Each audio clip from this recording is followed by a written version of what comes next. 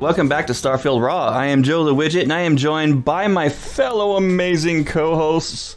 I almost want to call you the trapper doesn't work. What's another word for a wildlife photographer? Let's call him wildlife photographer Rook. Yeah, if you go to our Discord's in-game pictures, I've been posting a lot of wildlife. What's up, everybody? Got a good show for y'all tonight, so let's get to it. And we are joined, as always, by the diseased Archon. The diseased. Hey, I'm close to getting healed, so yeah, he was pretty dang sick this week, especially earlier in the week. So me and Rook had to go just a duo on Raw and Nerdy, which was interesting. If you haven't heard that episode, go check it out. We just kind of freeformed it through the notes out the window and just went for it. It worked. This was the first episode that of either show that the first time I heard it was listening to it. Like, I know. It was kind of weird. Instead of being on it, it's different. I remember on my old podcast, the first time I ever had to miss a show, it was weird hearing that show go on without me being there. Yeah. And it was fun. You guys did a great job, though. You guys did an awesome job. I actually enjoyed the episode quite a bit, so it was fun to be a listener for once. But this is episode number 22. This is our final episode of Season 1. We're going to be going into Season 2 in the very beginning of the year. I believe you guys will be hearing the first episode of Season 2. My calendar is being stupid. January 5th. So that Friday. Yep. We are taking a week off for the holidays. I'm sure everybody understands. And so we can enjoy our families, our friends, and have a good time. I mean, recording for you guys is always fun, too. When my highlight of my week, but you know. Yep. All right, we got a lot of Starfield to talk about, and there is something that pretty big that happened in the news. It was kind of an expansion of what we talked about last episode. Rook, what is Bethesda doing? All right, so got a little bit more information on this, their game plan for 2024. Obviously, we discussed the first big update will be in February, and they're going to release updates every 6 weeks. They said last time they said around 6 weeks, or approximately. Approximately, as testing allows. They said. Yeah, but everybody's understanding that it's going to be city maps and new ways to travel. But that now they're adding a couple other things. They're adding, or at least they've announced they're going to be adding new ways to customize ships. And everyone cheers and claps and hurrahs. Yay! Yeah, we'll see what kind of ways they add to customize. What do you guys, really quick before we go on, what do you guys think would be the ways that they could possibly add to customize ships? Let us put stuff in at angles instead of side-by-side connections. Angled beams would be great. Maybe even be able to, rotate pieces.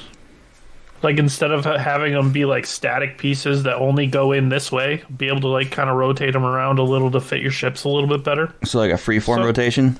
Yeah. Hold this key to rotate? That'd be kind of cool. Then when you release, it'll snap? Yeah. Yeah, that'd be nice. Now, obviously, with tabs and stuff, you can't do that, but with the decoration pieces and stuff, you should be able to. Now, what I think a lot of our fans and listeners will be interested in seeing them do is make it where we can put where the ladders go in the ship. Oh, yeah. Oh, yeah. I sound like the Kool-Aid man on that one. Give you an internal customization instead of just an external. That'd be cool too. Yes, I've talked about that. We've talked about that on the show before. Being the ability to customize your habs on the inside. Mm-hmm. That would be awesome. But right now, the biggest thing every time I build, the biggest thing I keep running into is not having angled pieces or being able to put things at angle. Like half circular, quarter circular pieces would be great too. Things like that can create different dimensions to the ship. Exactly. Or, I'm with you on that. Even make it to where you can make pieces overlap, like you can with hacks, but without having to actually hack to do it. Just let you do it. No, that would make sense.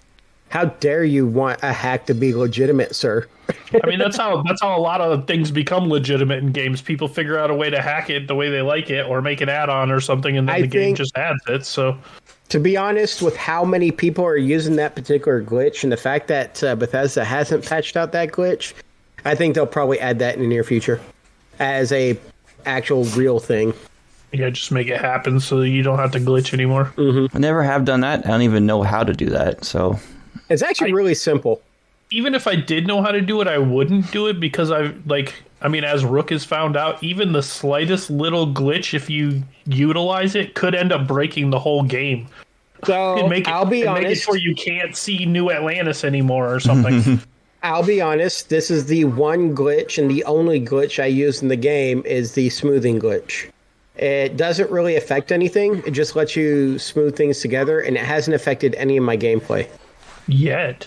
No, I have used it on my bounty hunter, and I've used it on my current character. It hasn't done anything. The glitch for my main character, it has to do with the wolf, the den. So that's completely different. The wolf. The only glitch that I've ever found that I've actually used was the puddle glitch. The puddle glitch. And I talked about that on air already. The puddle glitch was amazing. Yeah, that got patched out. And actually, my new ship that I use in the game is only using the smooth glitch once, and that's hiding my shield generator. They're also looking at adding new gameplay options to further adjust the difficulty. The examples that were given in the article I was reading was making it where you can lift the cargo and encumbrance restrictions so you can just run around without those restrictions anymore. And another one was by making the game more survival-y style by doing things like increasing how often you get inflictions. I'm wondering if they listened to our last episode. Yeah, right. Survival mode. That would be amazing. I think what they should do is actually make your afflictions affect more than just your health. So if you get contusions or something like that, or broken bones, it actually makes it harder for you to move, sprint, and carry heavy weight. Or if you get lung damage, you can't just constantly run, and you actually have to slow down every so often. See, I don't want it to happen. I don't want to increase the frequency of my afflictions. I have to run around with an entire hospital on my back just for my character to survive. How often I break bones, get contusions, get burns, get frostbite. Like I said, I don't want to see more frequency of afflictions. I want to see the afflictions affect more than just health. I mean, there's like a whole talent tree line that will help you with that, Wigit. Like, just get those talents, and then you fix your afflictions a lot faster. And I would still break the bones all the time. True. Mental depth perception errors. Well, that's not that high. And every bone in my body breaks as I land. What I want to see is them add an actual hard difficulty, because very hard is like not hard. Like it's become my normal. You want to play a game on very hard, go play a Souls game and put it on very hard, and then you will literally want to commit suicide. It's terrible. We want hell mode. Rage quit. It's terrible. And then you play this game on very hard and you're like, Starfield's very hard mode compared to Elder Scrolls or Fallout series is a joke. Yeah, it's like it is those games' normal difficulty. Very hard mode. It takes 3 bullets to kill him instead of 1. What? Mm-hmm. That doesn't make it very hard. Just makes it more either that, or I'm getting used to using my surroundings to my advantage. Yeah. Either very, very hard mode is not hard, or I'm getting very, very good at this game. Yeah, there's always a possibility. I mean, we do play it quite a bit. True. I mean, nowhere near as long as Illness. He's at almost 500 hours. Yeah. He's our crazy one on the Discord. Mm-hmm. I don't know. My time, after what I just discovered yesterday, my time He's like might Starfield go up Gandhi. a little bit. Welcome to my space. If you want to know something. But yeah, and then the other note of Shattered Space being released sometime in the first half of next year. So yeah, I'm still holding out that's going to be somewhere near the end of the first quarter. Yeah. But the biggest thing I thought was interesting was the customizing ships, the new ways to customize ships. So we'll see how that goes. Yeah, that's a big one. Well, they also said in the first big content patch, they said something about adding like quest lines in too. That's like the big content patch, not the expansion, but the content patch is adding a new quest line in. So that could be interesting too, depending on what it is. Yeah, I want it to be Faroon. I'm holding out that that's going to be the major thing in Shattered Space. Well, based on the lore in the game, sound Shattered Spacey. I'm telling you, man, it's going to be the fifth faction introduced, the faction quest introduced. I have to agree with that.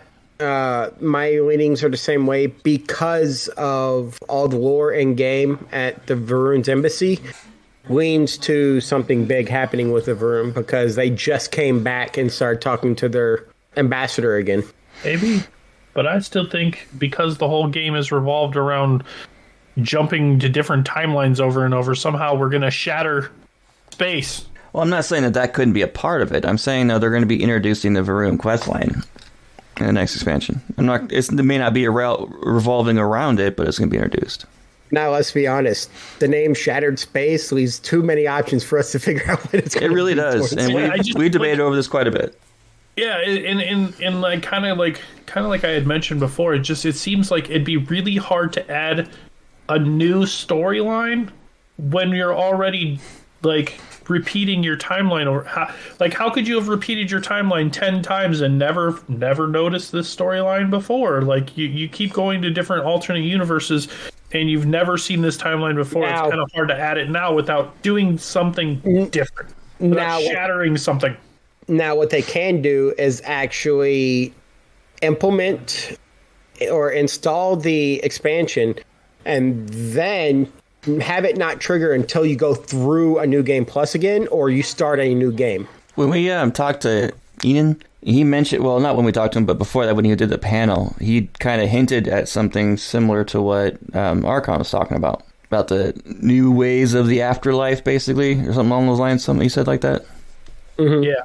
It would almost seem like, especially like with an expansion, because expansions always take place after the game. Like anytime you have an expansion, it takes place after the original game. So like it seems like with what Rook said, like you wouldn't get to that content until after you go through the Unity, one way or the other. That would make sense. I would. All right. Yeah, and I'm pretty sure we could talk about it a lot longer. So if you guys want to, I'm game for it. Another reason for people to do a new game plus 30. Yeah, right. Oh, when I get to my play, I got something special I want to talk to you guys about tonight. I'm going to talk about it now because it's not really part of my play. But what I did is I went around Twitch, and I might pick a different streaming platform next time. But what I did is I went around on Twitch one day, and I just put in Starfield, and I went to the different Starfield streamers and just watched them play. And after I watched them play for a little bit, get a feel for what they were about, I would try to talk to them. A couple of them were amazing. They were awesome. And I'll talk about those guys and ladies in a second. The vast majority were complete a-holes. They wouldn't even respond to me. They didn't care. One lady was supposed to be playing Starfield, but was sitting there chatting in that stupid anime voice. Oh my gosh. And, like, that kind of stuff, just talking to the crowd. Like, when are you guys going to play Starfield? When are you playing Starfield? Oh, I'll get to it in an hour. I want to chat with everybody first. And nope. Not my thing. I hate streamers who do that because if you're going to tell them you're going to be streaming, stream and chat while you're gaming. Yeah, chat while you're gaming. That's the whole point. Just getting there and barely wearing anything for the views for being, sexual or whatever. Not my cup of tea. I hate that about streaming platforms and that Twitch even has that stuff. But the cool ones that I did, the notable ones, first one was Motorsport 126. And what was cool about him, he was a really cool guy to talk to. A lot of fun to talk to, actually. His main character, now this is just his main, was in New Game 27. He had all powers. Yeah, he had all powers at rank 10 except for one. It was at rank 9, and he's not sure if he want to go through all the powers again, just trying to get to that one power to rank 10 or not. And that guy knows the game, and he knows it very, very well. It was a real pleasure to talk to him. You happen to catch what level he was? No, that I did not.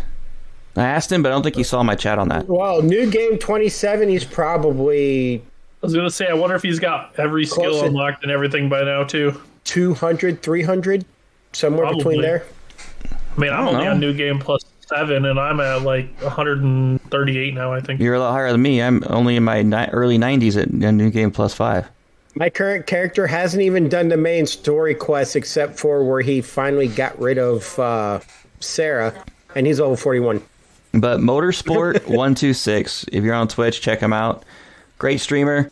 The guy is a true Starfield streamer, so it was a pleasure talking to him. The other one was Gippy _Gecko. Really funny guy. He's definitely European. He absolutely loves the game. And he's only been playing it. He's been playing about once a week since it was released. He was extremely chatty. Any question I asked, he was on it, answering it right away. Something I really like with the streamers when they get engaged with their audience and they talk about the game. And he has not. This has been a standard thing I've noticed with a lot of streamers is they did not New Game Plus yet. And he hasn't yet either. And he's just been trying to do every quest line before he goes into a new game. And he was level 39. MK Becca. She's a full explorer like you, Rook. Big time explorer. Okay. Yeah. And it's her stream, her Twitch handle is M as in the letter M, K-K-A-Y. So M-K-A-Y. And then Becca, B-E-C-C-A. Really cute young lady, and she was all about the exploration of the game. That's all she wanted to do. That's all she was doing. Was freaking out anytime any alien was near her. Like, it'd be a calm, like, cow-looking thing, and she'll pull out a shotgun and freak out and blow it to hell. She was a lot of fun to watch, and she's fairly new to the game, and was completely blown away by how massive the planets were, and everything she could do, that she can go anywhere on the entire planet, land there, and run and go any direction and explore. That one person in her chat was a complete moron.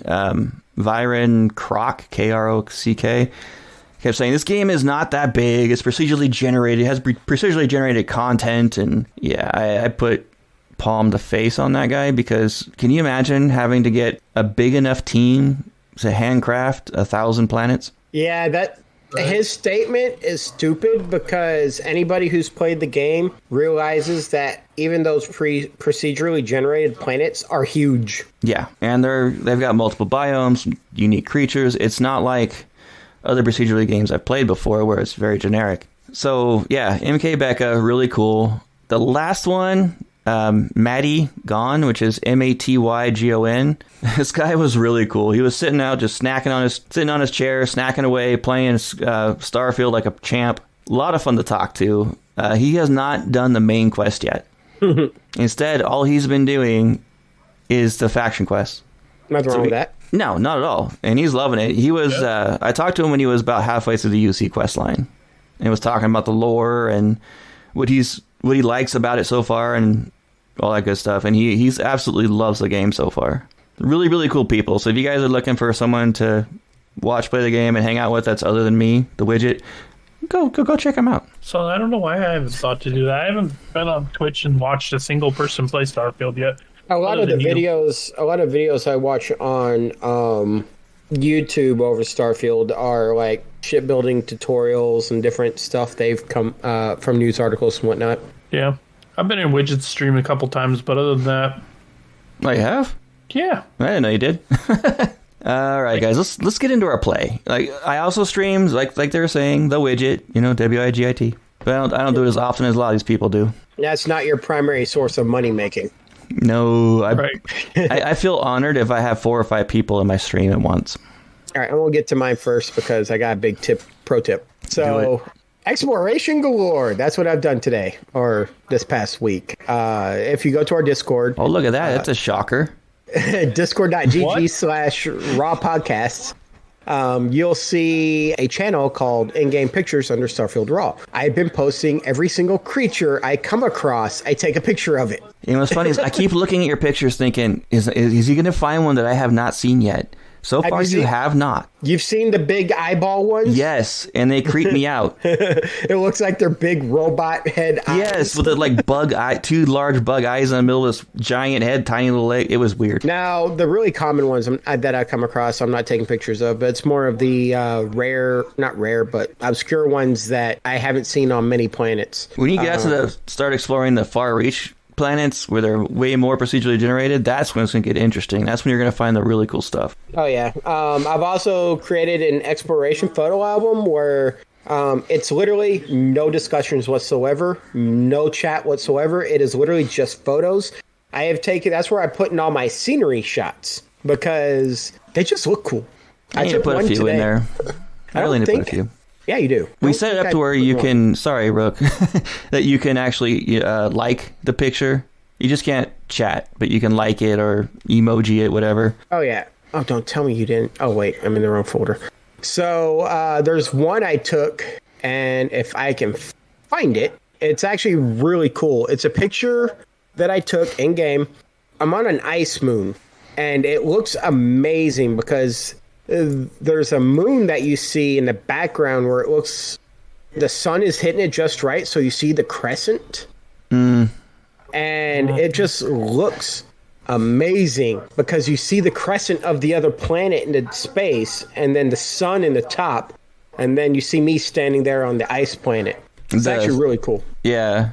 One of our people on Discord, Starsat, had some pretty interesting pictures. I like what he did with the frames. Yeah, I did his soul tour. I enjoyed looking at those. I mean, some of those pictures were no offense, buddy, but some of them were really good though.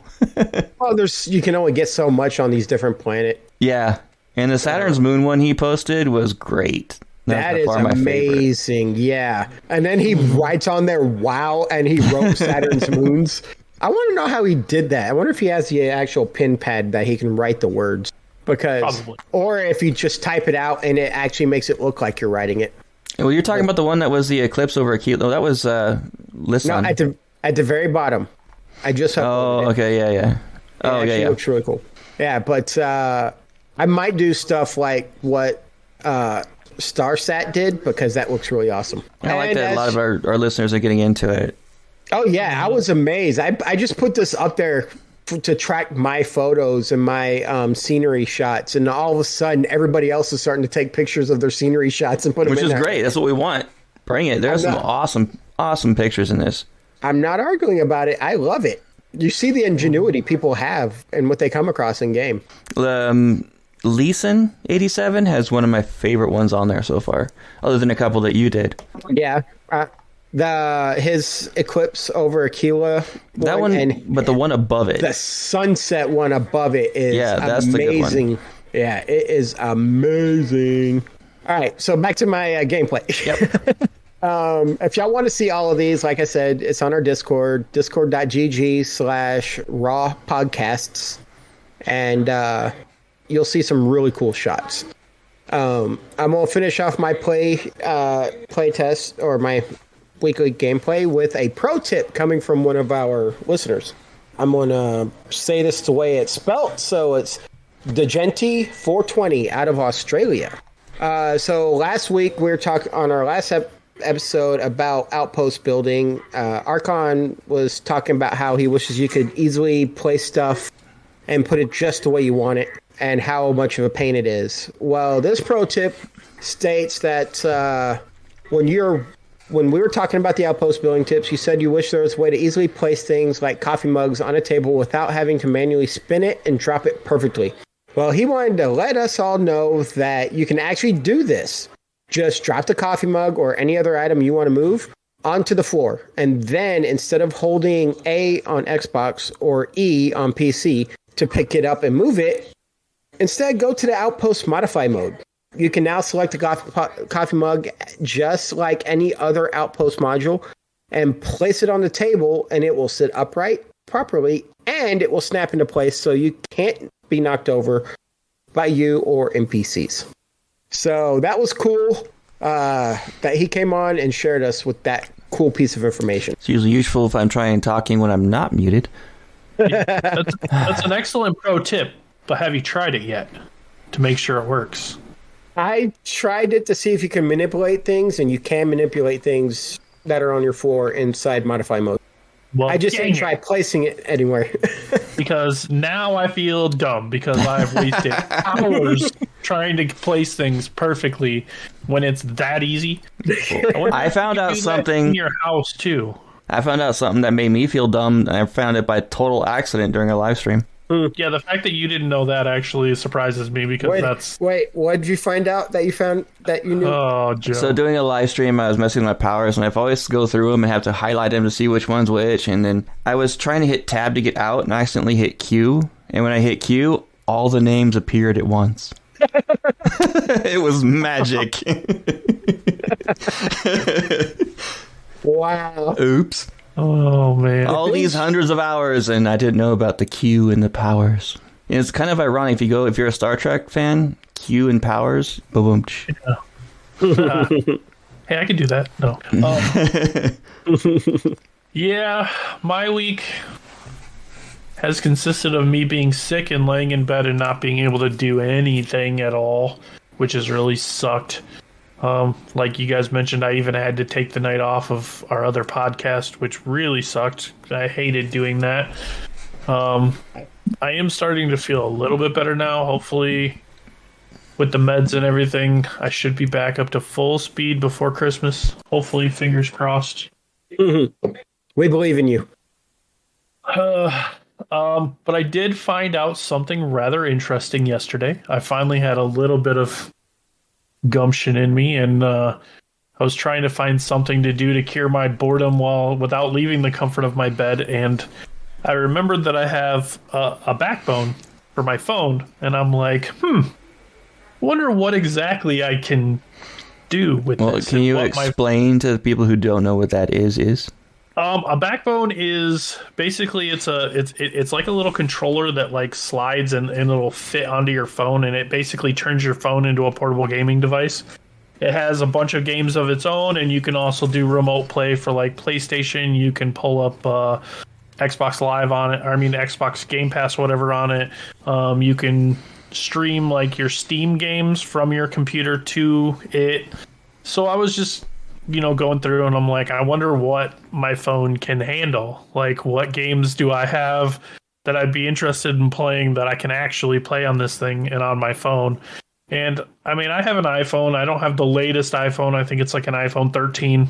Yeah. I haven't decided to upgrade yet or anything. So I'm like, all right, what can I handle? I was like, I know I've seen from a lot of people like reviews and stuff for Steam Decks and things like that, and how like they have lag issues and stuff when they try and play Starfield and things like that. So I'm like, all right, what can my phone possibly handle? Imagine my surprise when I don't have a single game that doesn't run completely smooth on my phone. I played Starfield for probably about 45 minutes on my phone yesterday. Just fine. No problems. No lag, no glitching, no nothing. Even like smooth transitions between my ship and space, smooth transitions getting out of my ship, killing things. I never once had a single little, never once lagged. Not once. So I'm like, are you telling me that my phone has more processing power than a Steam Deck? Like, that seems weird. That seems weird because I did not have a single issue. I even went as far as to pull up Baldur's Gate 3 through streaming it through my. Let me ask you just a little question here. How much does a Steam Deck cost? Like $600 when they were brand new.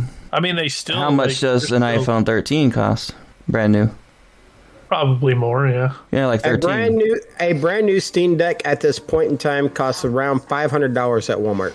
Yeah. See, and here's the thing. I'm a hardware specialist. My degree's in. Yeah, I'm not getting into that. But anyway, the power that is put into your little tiny phone is about 2 times what a Steam Deck can produce. That's insane.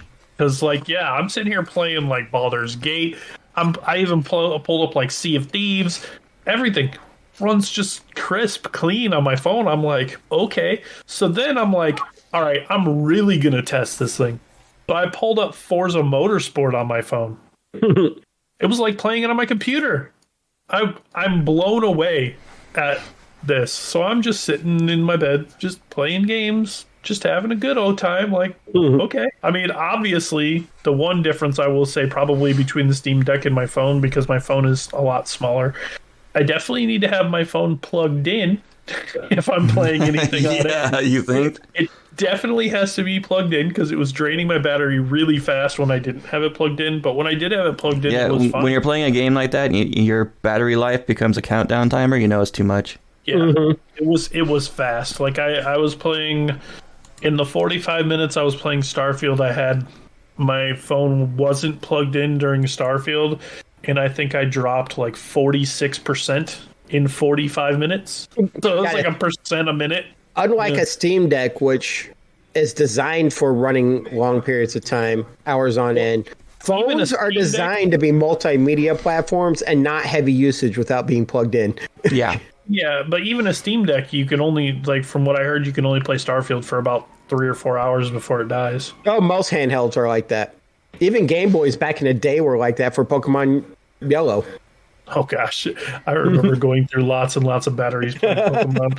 The difference is start blinking and find a place to save as fast as I could. Like, don't die before I save. The only downfall to internally built-in batteries is you cannot change them for quick charges. But yeah, I was pretty impressed by that, and now at least I know, like, if I ever get sick again, I have an outlet. I can just, pull out my backbone and play whatever. And now that I know I can play Starfield anywhere I want, that's pretty interesting. My game time might go up a little bit. Oh, boo-hoo. Oh, darn. Just let my wife drive wherever we go, and I can sit there and play Starfield in the passenger seat.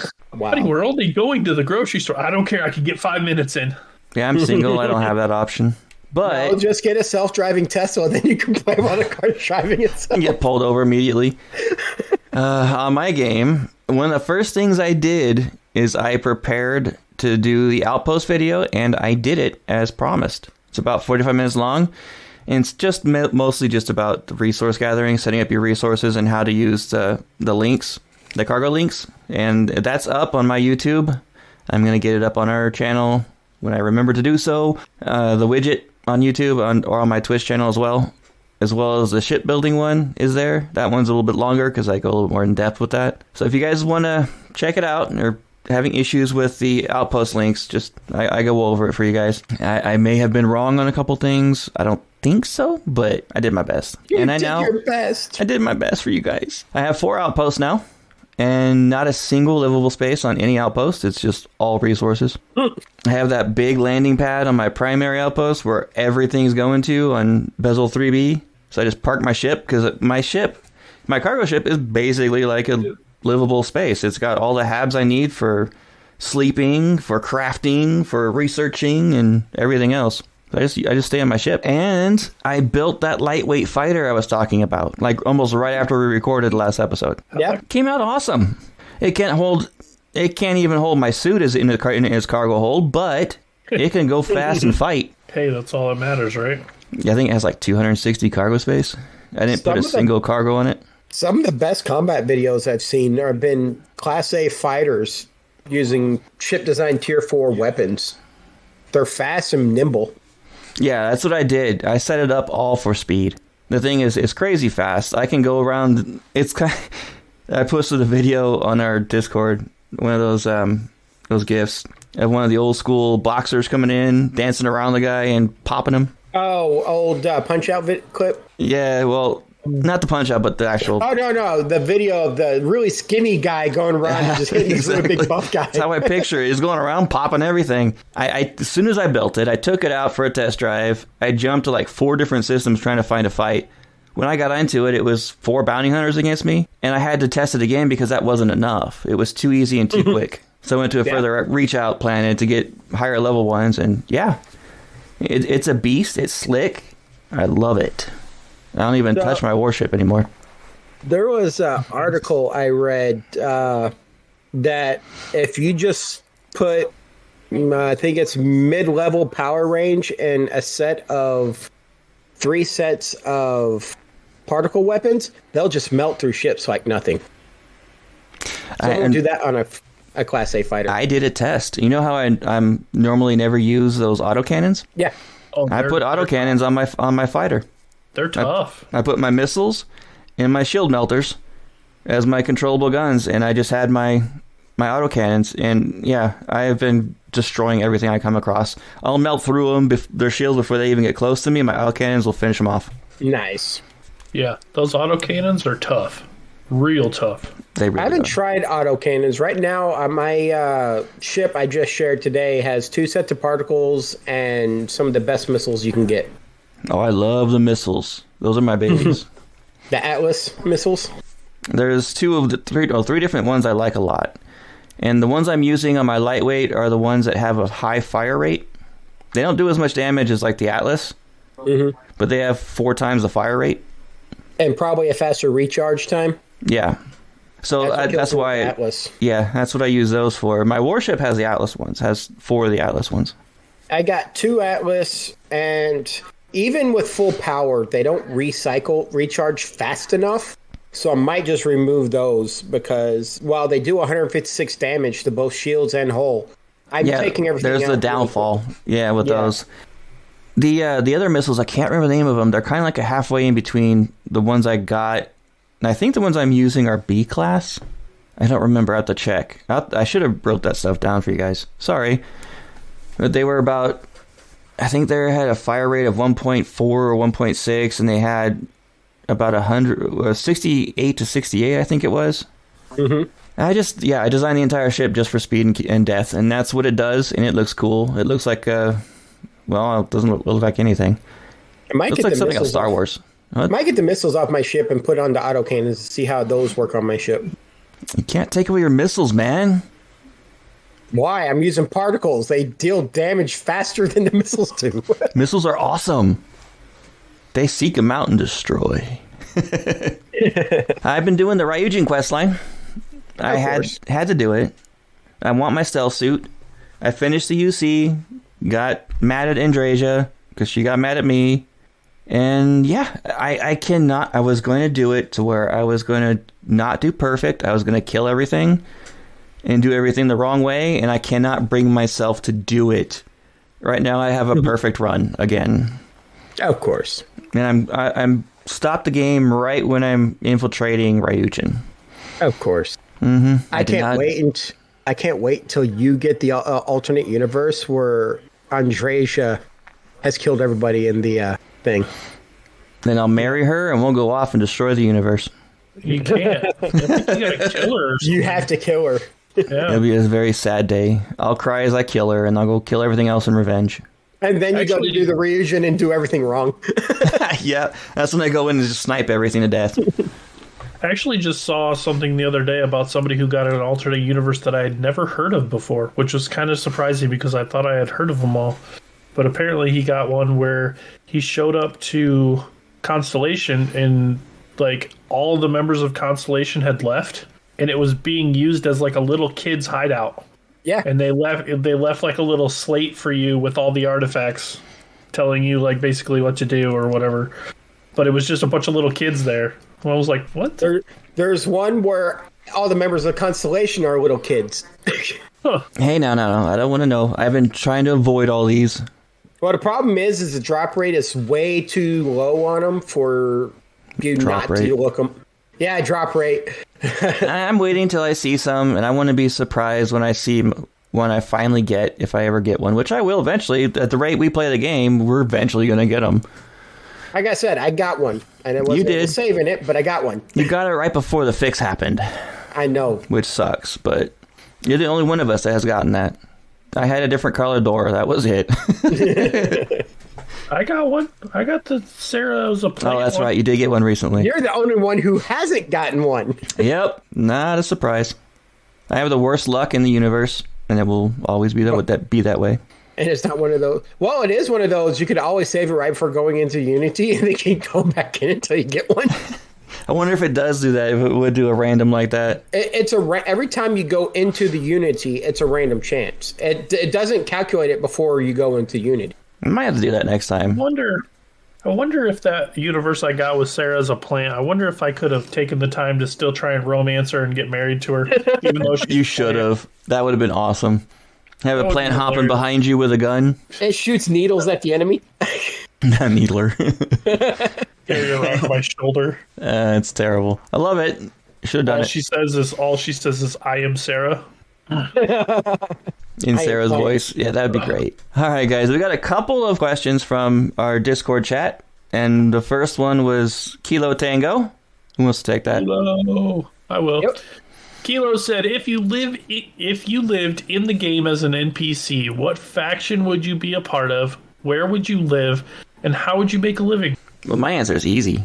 I would obviously be working for Ryujin as their assassin. I mean, I'm sorry, their corporate their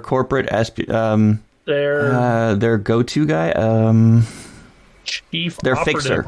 Their chief operative officer. Yeah. There you go. That's how I make my living. I just get paid by them. Yeah. Nice. I would actually do pretty much what I'm doing right now with my NPC. Just fly through the galaxy, scan planets, and then sell the exploration data for my money. But which faction? Free Star. Actually, yeah, Freestar. Because it's more of the Wild West Frontier style versus UC. Now, if I was taking my life as I lived it and then turned it into in-game, it would have been a UC. Yeah. I would probably be with UC, and I'd be living in my penthouse. Yeah, be living in my penthouse. Probably be still. I'd just be taking UC missions and earning my living that way because I mean they hook you up. So if I was working for Ryujin, would that make me Freestar by default? I don't. Not necessarily. I mean, technically, the Freestar police Neon City, but they're not necessarily like Ryujin's not necessarily. Neon City is in the Freestar planetary systems. It is a Freestar collective settlement, but you don't have to be a member of Freestar to work for Ryujin. Fair enough. I'd be independent. Yeah, they're pretty independent. All right, so our next question from Doc Swagbelly. Rook, you want to take this one? All right.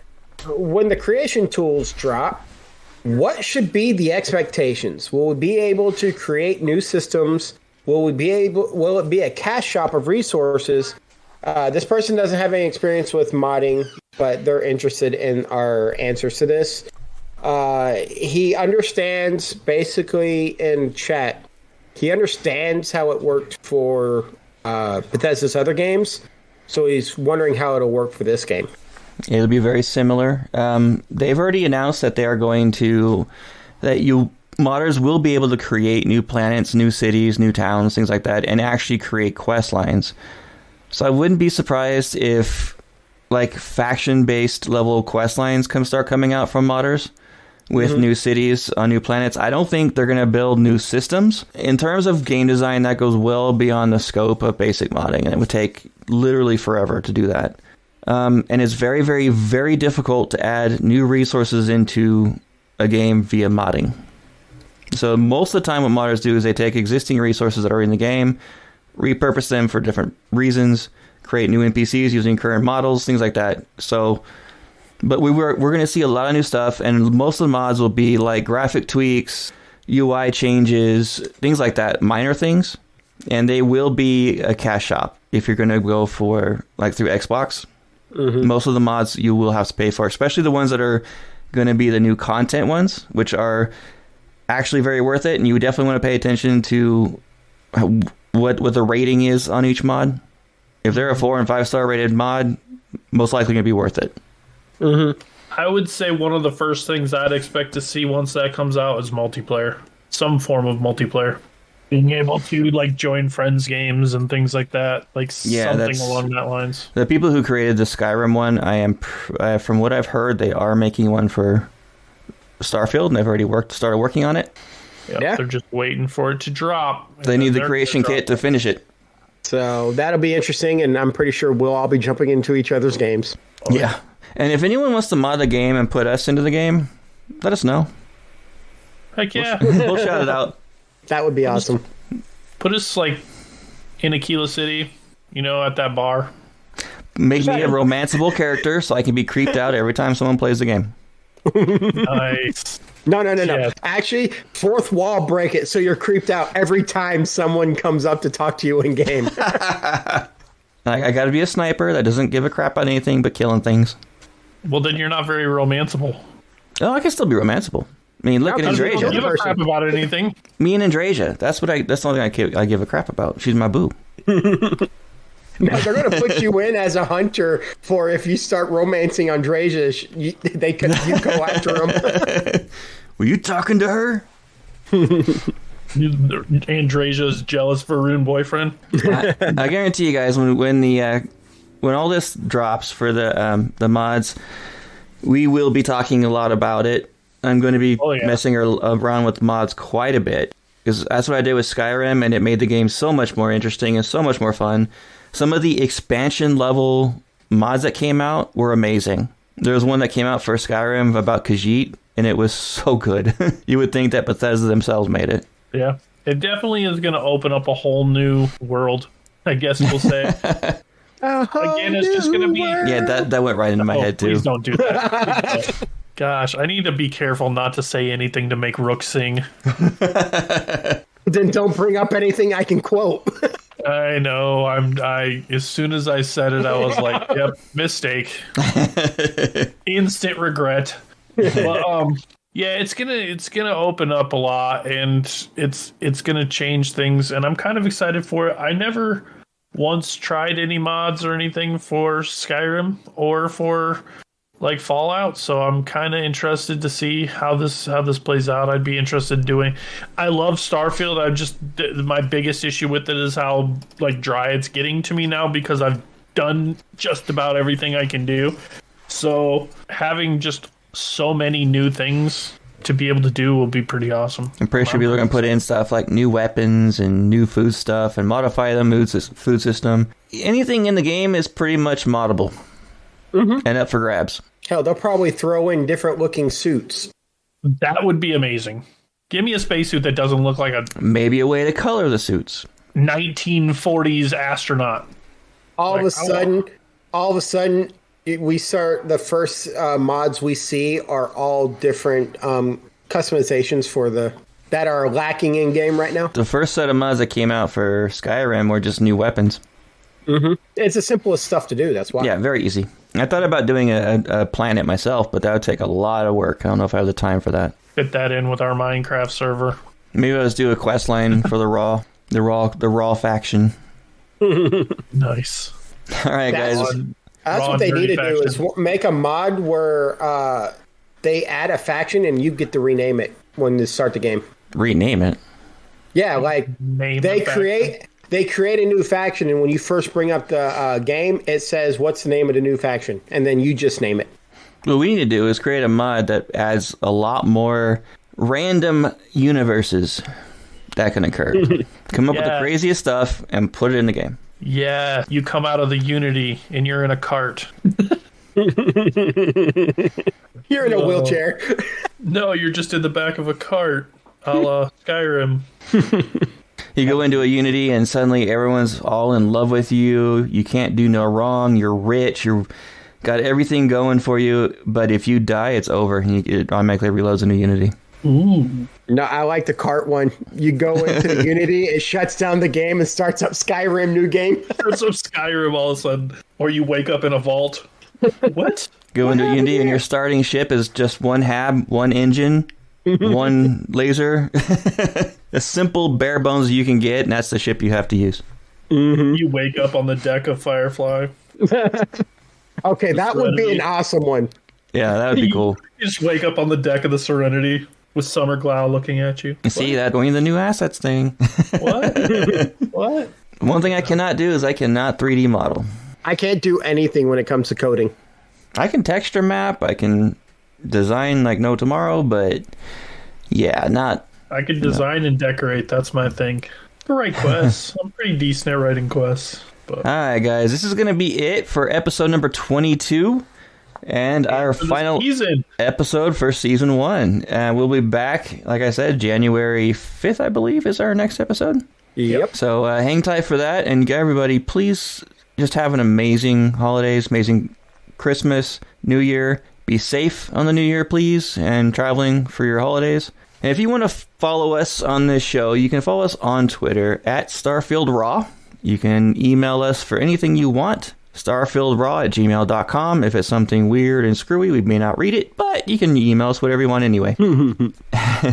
We do have an Instagram. Oh yeah, our Instagram is Raw Podcast 1, and I check it daily. So I don't, but thankfully Rook does. I'm on our Twitter all the time. And if you can't get enough of us and you want to hear more of us, we do another show, as we mention every week, called Raw and Nerdy. It is also on break, so there won't be a new episode for the holidays, but the new one comes out, I believe, will be right around New Year's. Before it. The release is on New Year's. Yeah, well, actually, it comes on the first, New Year's Day. On New Year's Day. So if you haven't listened to it yet, you have a lot of episodes to catch up on, so That'll get 10 you of through them. your holidays. Yep, that'll get you through your holidays until we come back. At least 10 hours of content. Mm-hmm. All right, guys. And you can follow us individually as well. I am at The Wigit on Twitter, The Wigit on Twitch, on YouTube, and just about everything else, including Xbox. But I'm Kempo401 on Steam. I found that out today. Different. I Yeah, I could know. have told you that. Weird. You can Stuff is the widget for me on Steam. That too. You can find me that way too. Yeah, you can find me on everything, but I'm a little bit more diverse in my screen names. So on Xbox and PlayStation, I'm Tomcat213. On Steam, I'm Rook213. And those are the three places you'll find me the most. My Instagram is Tomcat_213. You can find me on Facebook, Facebook.com/Tomcat213. There's a series there of Tomcat213. And you can find me on most social media platforms, X, all of them, at the Archon 606. Xbox and PlayStation, you'll find me at quick_D_606. That's QWICK, quick.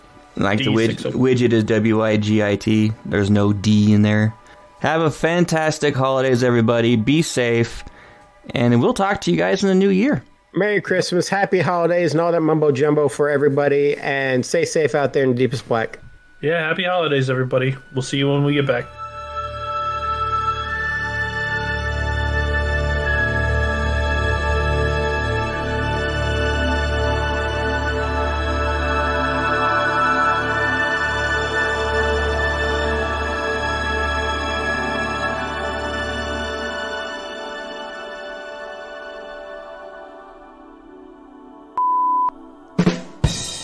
Yeah, anytime That Jeremy included. says anything. Anytime Jeremy says anything. Testing 1 2 1 2 1 2. There's my levels. Hey, it's very bad. There wouldn't be dead space if there was crickets. Hi, everybody. Welcome back. We are back for episode number... Oh, by the way, I am messing that up.